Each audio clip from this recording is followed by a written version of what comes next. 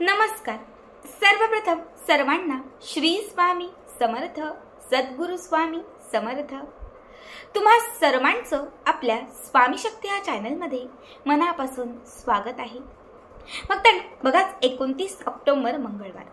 आपल्यापैकी सगळ्यांनाच माहिती असेल की आजचा मंगळवार हा अत्यंत महत्त्वाचा आहे, कारण आज दिवाळीतील विशेष दिवस आहे।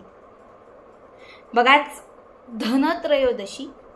माझ्या सर्व स्वामी भक्तांना आज असणाऱ्या धनत्रयोदशीच्या खूप साऱ्या शुभेच्छा।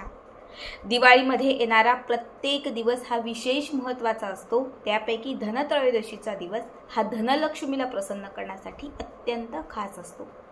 या दिवशी आपण धनदेवीची पूजा करतो, कुबेर देवतांना प्रसन्न करण्यासाठी विशेष उपाय करतो आणि त्याचबरोबर आपल्यावर किंवा घरावर एखादं जर अकालीन संकट येणार असेल, मृत्यूचं संकट येणार असेल, तर हे संकट टाळण्यासाठी आपण या दिवशी यमदीपदान करतो।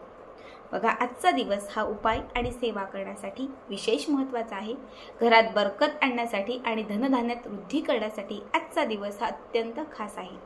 आणि आजच्या व्हिडिओमध्ये मी तुम्हाला एक सर्वात महत्त्वाचा किंवा एक सर्वात प्रभावी उपाय सांगणार आहे। आज संध्याकाळी तुम्हाला तुळशीमध्ये ही एक वस्तू दाबायची आहे किंवा तुळशीला ही एक वस्तू बांधायची आहे।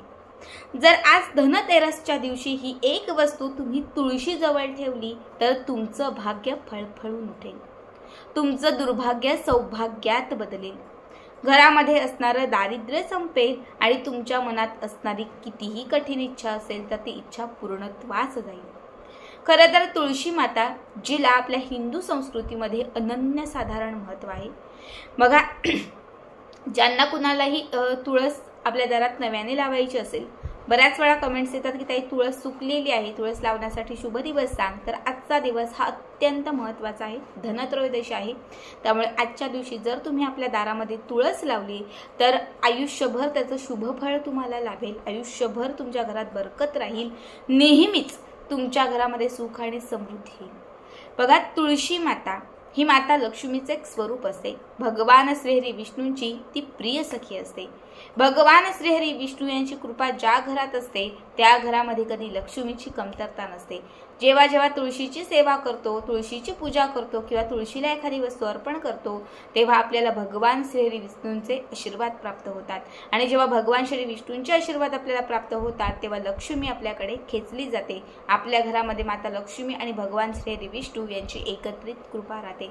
म्हणून आपल्या अंगणात, आपल्या दारामध्ये तुळशीचं रोप हे नक्की असावं आणि त्या तुळशीसमोर दररोज नित्यसेवा असेल किंवा दिवा लावणं असेल किंवा तिला पाणी अर्पण करणे असेल, हे सगळ्या गोष्टी आपल्याकडे रोजच्या रोज घडल्या जाव्यात। कारण जेव्हा तुळस आपल्या दारात असते तेव्हा ती आपल्या घरात सौभाग्य आणते, तुळस आपल्या दारात असते तेव्हा ती आपल्या घरामध्ये आरोग्य आणते। बऱ्याच जणांची तुळस सुकते। जेव्हा तुळस सुकते तेव्हा लक्षात ठेवा, आपल्या घरावर आलेलं एखादं भयानक संकट असते ना, ती स्वतःवर घेते आणि म्हणून ती स्वतः त्यामध्ये नाश पावते किंवा स्वतः ती सुकते, स्वतः ती जळते आणि आपल्या घराचं ती संरक्षण करते। म्हणून घराचं संरक्षण होण्यासाठी आणि घरात सुख समृद्धी आणण्यासाठी तुळशी माता ही आपल्या घरात आवर्जून असावी। आता आमच्याकडे धनत्रयोदशीच्या दिवशी जरी तुळस असली तर एखादं छोटंसं रोप घ्यायचं आणि नव्याने ते दाराच्या समोर लावायचं, ही प्रथा आहे। मग आता आपल्याला जो उपाय करायचा आहे हा संध्याकाळी 5च्या पुढे रात्री 9च्या कधीही करता येणार आहे। सगळ्यात पहिली गोष्ट म्हणजे आपल्या घरामध्ये खूप दारिद्र्य असेल, गरिबी कमी होत नसेल, घरामध्ये काही केल्या जर लक्ष्मीचा वास राहत नसेल तर त्यासाठी तुम्हाला एका छोट्या ग्लासमध्ये किंवा छोट्या वाटीमध्ये थोडंसं पाणी घ्यायचं आहे। यात थोडं गंगाजल घालायचं आहे, एक चिमूटभर यात हळद घालायची आहे, केशराच्या 2 ते 4 काड्या घालायच्या आहेत आणि थोडं कच्चं दूध घालायचं आहे। गाईचं भेटलं तर उत्तम, नाही भेटलं तर कुठलंही दूध घाला। हे सगळं मिक्स करा आणि तुळशीला हे जल अर्पण करा। तुळशीला हे जल अर्पण करत असताना मनात एक इच्छा धरा आणि तुळशीला ती इच्छा पूर्ण होण्यासाठी प्रार्थना करा। इतका करून झालं की त्यानंतर तुळशीच्या बुडाला थोडंसं हळद आणि थोडंसं कुंकू अर्पण करायचं आहे। त्यानंतर आपल्याला तुळशीला थोड्या अक्षदा अर्पण करायच्या आहेत। हे करून झालं की त्यानंतर आपल्याला काय करायचं आहे तर एक तुरटीचा खडा घ्यायचा आहे। जर तुमच्या घरामध्ये खूप दारिद्र्य असेल, ताई आमच्या घरात दारिद्र्य खूप आहे आणि लक्ष्मी स्थिर होत नाहीये, पैसा आला तरी तो टिकत नाहीये किंवा आमच्या घरात खूप कर्ज वाढलेलं आहे, अशी समस्या असेल तर तुम्हाला एक तुरटीचा खडा घ्यायचा आहे। हा तुरटीचा खडा पूर्ण हळदीत मिक्स करायचा आहे। हळदीने तो पूर्ण पिवळा करायचा आहे। छोटी तुरटी घ्यायची, हळदीत ती पूर्ण पिवळी करायची आणि त्यानंतर ही तुरटी तुळशीच्या बुडाला थोडी माती बाजूला करून त्यामध्ये गाढायची, दाबायची। त्यावरती थोडी माती घालायची आणि मातीमध्ये ही तुरटी दाबून द्यायची। जर तुम्ही आज धनत्रयोदशीच्या दिवशी तुरटी आपल्या तुळशीच्या मातीत दाबली तर धनासंपत्तीतील सर्व समस्या सुटत जातील, कर्जातून मुक्तता होईल आणि तुमच्या घरावर धनाचा वर्षाव होईल।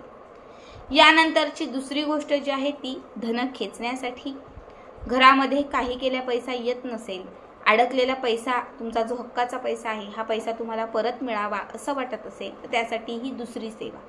यासाठी काय करायचं, बाजारातून थोडेसे धने विकत आणायचे। आज आपण सगळेच लोक धने विकत आणू, करण्यास धनत्रयोदशी आहे, धन्यांच्या पूजेला विशेष मान आहे। थोडे धने आपण पूजेसाठी आणलेले असतील त्यातले थोडे चिमूटभर धने उजव्या हातात घ्यायचे।